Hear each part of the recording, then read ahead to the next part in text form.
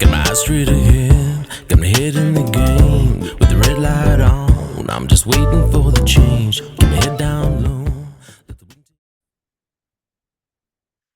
Sometimes I read these articles. I think, am I for real?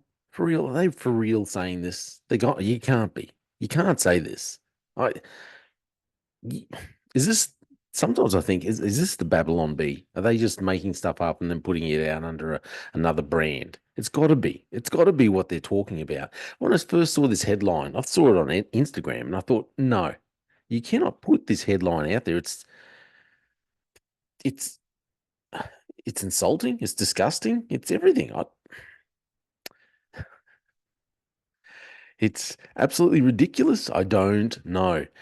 I'm going to put it up so we can look at it together because if I just read it out, you're going to be thinking, Jay, you're lying. You don't. You're lying because no one in their right mind would put this for their news article. No one would.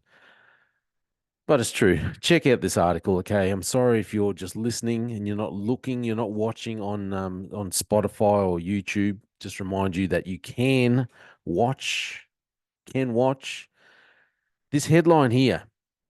Okay, this came out from the Daily Mail, Australia. Top cervix, sorry, start again.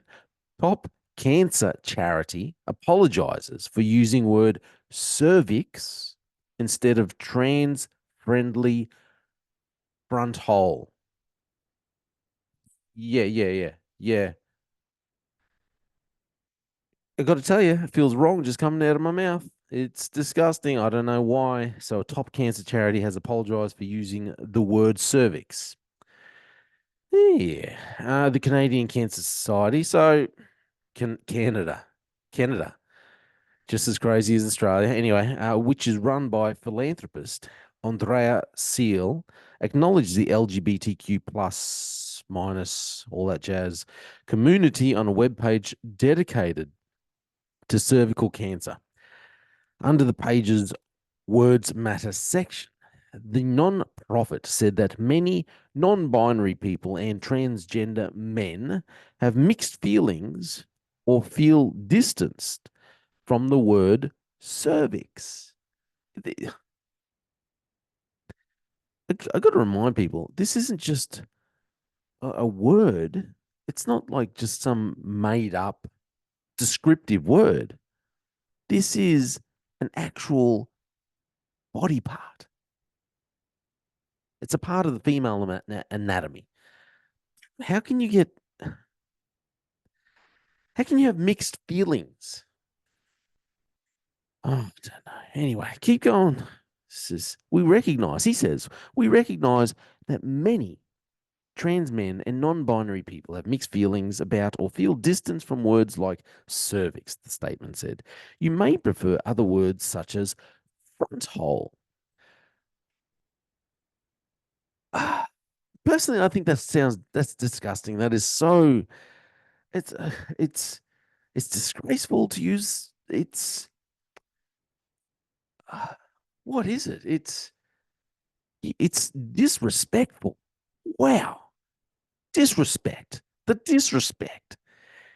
Keep going. We recognize the limitations of the words we've used while also acknowledging the need for simplicity.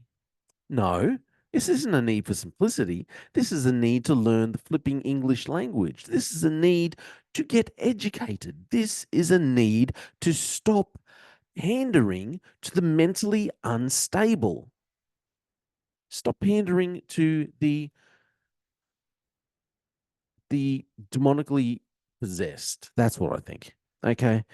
And he keeps going on. Another reason we use words like cervix is to normalize the reality that men can have these body parts too. Uh, okay. Cervical cancer occurs when a growth of cells form inside the cervix, the lower part of the uterus that connects to the vagina. Most of the time, it's caused by the common sexually transmitted infected human. I'm not going to. I know this word. It's papilloma virus, HPV. Papilloma. I always forget whether I pronounce it right. Well, anyway, the cancer can be treated with radiation, chemotherapy, medicine, and surgery. According to the Canadian Cancer Society, anyone with a cervix, regardless of gender or sexual orientation, anyone with a cervix, but if you have one, I hate to tell you, you're a female, should get regular cervical cancer screenings or pap smears by the age of 25. The non-profit added these people need to get screened. Okay, so just to make sure I was reading all this right, I found there's a couple of articles about it. Uh, yeah, so there's this. I just wanted to make sure it wasn't just the Daily Head Mail, the Daily Head Mail, the Daily Mail. So yeah, no, I found it again on Cancer Charity. Sorry, after using cervix for transgender community. This was on a MSN website talking about it. Yeah, so the same thing. Page dedicated to the cervical cancer screenings.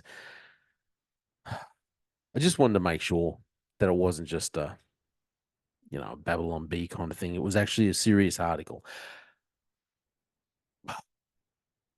You can't, you can't, you can't, you can't.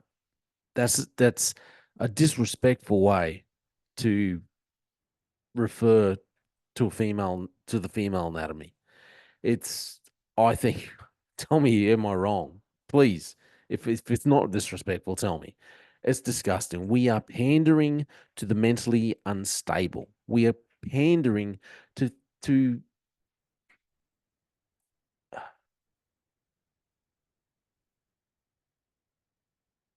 got no more words. This is just absolute stupidity. Anyway, let me know what you think. I'm Jay Fallon. Thanks for listening to The Slippery Slope. And say it isn't real. And please don't go away. Just give me one more day. What if I could? What if I could turn back time? I'd make you smile again.